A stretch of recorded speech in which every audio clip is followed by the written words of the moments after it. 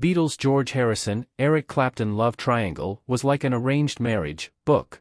Biographer Philip Norman has written a new book, George Harrison, The Reluctant Beatle.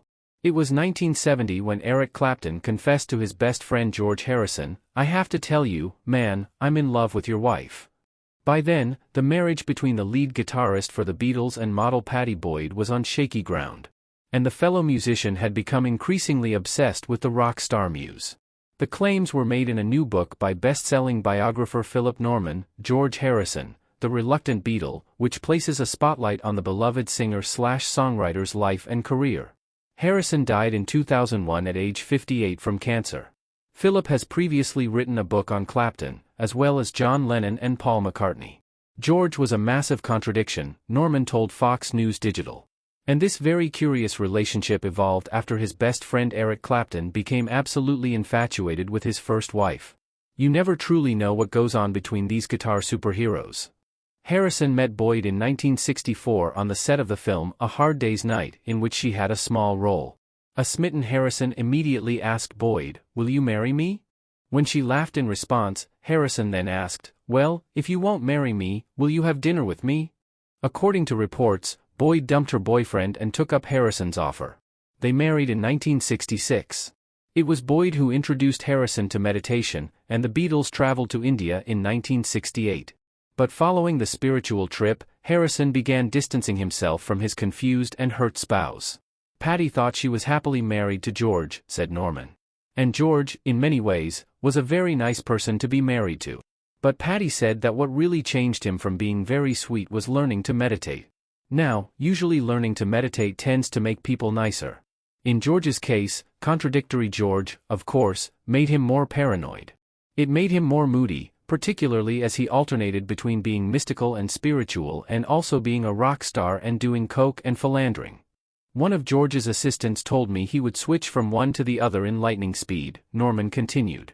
You never knew which one was going to be there and when it would change back to the other George. He was always full of contradictions and always unpredictable. Meanwhile, Harrison had become close friends with Clapton, who began showing up at their home frequently. Clapton, who was openly flirtatious with Boyd, became increasingly obsessive with her, claimed Norman. Clapton continued to shower Boyd with the attention she yearned for from Harrison. He wrote a song, Layla, a declaration of his feelings for her. Eric was owning up to his feelings on stage when he played that song, said Norman.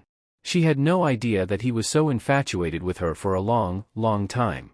Eventually, he wrote her a rather tortured letter which she thought was just another fan letter from one of George's fans.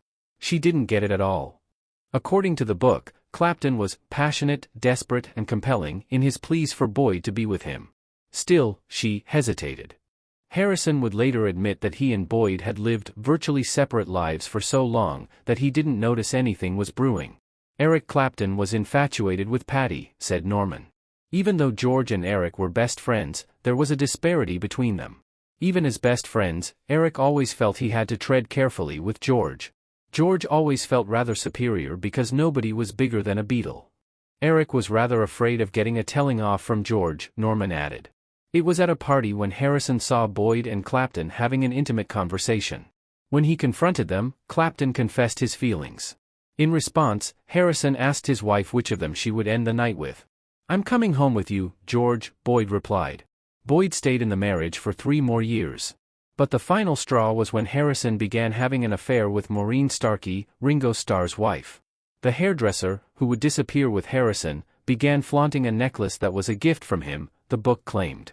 Her attitude was very much that she had the right to spend the night with George if she felt like it, said Boyd, as quoted in the book. "I thought, this is being deliberately rubbed in my face. He and Maureen want me to know this is happening." According to the book, Boyd even caught Starkey in one of the bedrooms of the couple's 20-room home. Starkey was lying on a mattress on the floor.